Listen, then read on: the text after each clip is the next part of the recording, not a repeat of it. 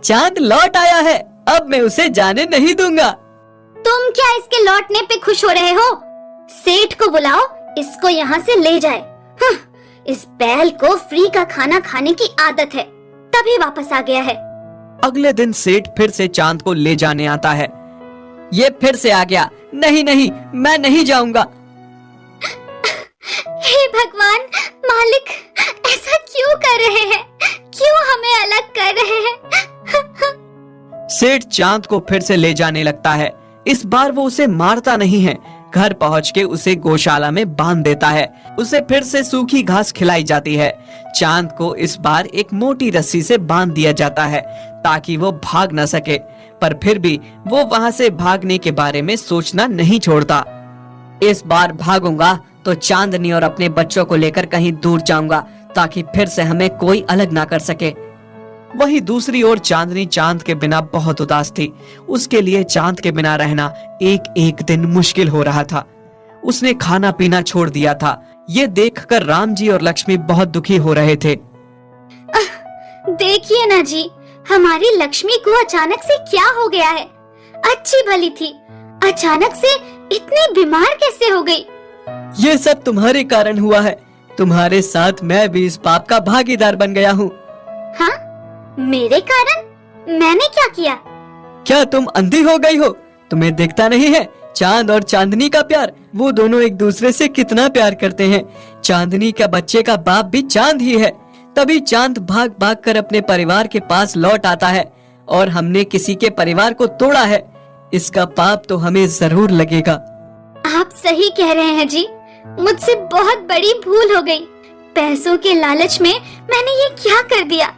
आप कल ही जाकर सेठ को उसके पैसे वापस कर दीजिए और चांद को घर ले आइए।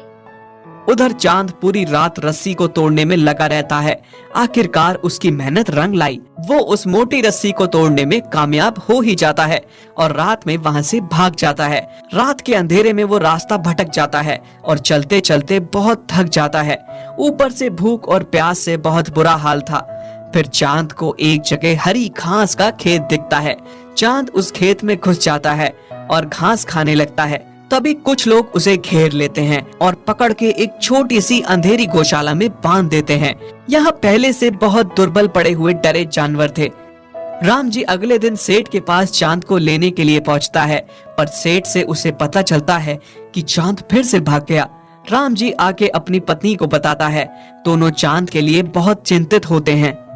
हमारा चांद कहाँ गया होगा? अभी तक तो वो घर पहुँच जाता, पर उसका कोई अता पता ही नहीं है।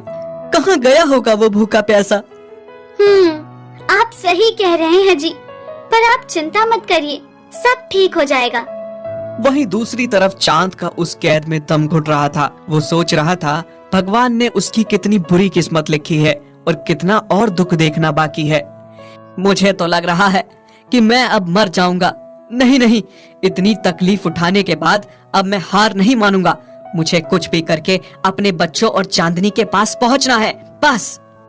तभी चांद दीवार को तोड़ने की सोचता है, क्योंकि दीवार कच्ची थी। उसने सींग मार मार कर दीवार तोड़ दी, लेकिन तभी वहां गौशाला का मालिक आ जाता है और चांद को बहुत मारता है। चांद को इतना मारा जाता है कि वो जमीन पर गिर जाता है। अब मैं तुम्हें और अपने बच्चों को लेकर कहीं दूर चला जाऊंगा, जहाँ हमें कोई अलग न कर सके, कोई हम पे अपना हक न जता सके। तभी लक्ष्मी चांद को वापस पाकर खुश होकर कहती है, चांद तू आ गया, मुझे यकीन था तू जरूर आएगा। अजी सुनते हो, देखो तो कौन आया है। कौन आया है? हमारा चांद वापस लौट आया है। क्या चांद आ गया? तभी राम जी रोते रोते उसके सर पे हाथ फेरता है और कहता है, मुझे माफ कर दो चांद, मैं तुम दोनों का गुनहगार हूँ। मुझे कोई हक नहीं बनता कि किसी के परिवार को तोड़ूं, और मैंने ये पाप किया। मुझे बहुत पहले ही ये सब नहीं करना चाहिए था। अब मैं तुम्हें कहीं नहीं बेचूंगा चांद, हम सब साथ रहेंगे। चांदनी, मुझे लग रहा है कि मालिक और मालकिन अब समझ गए हैं। अब वो दोबारा ऐसा नहीं करेंगे। अब हमें भी इनको मौका देना चाहिए। हाँ, तुम सही कह रहे हो। और वैसे भी गलती भी तो इंसानों से ही होती है, और अंत भला तो सब भला। और फिर सब खुशी से रहने लगते हैं।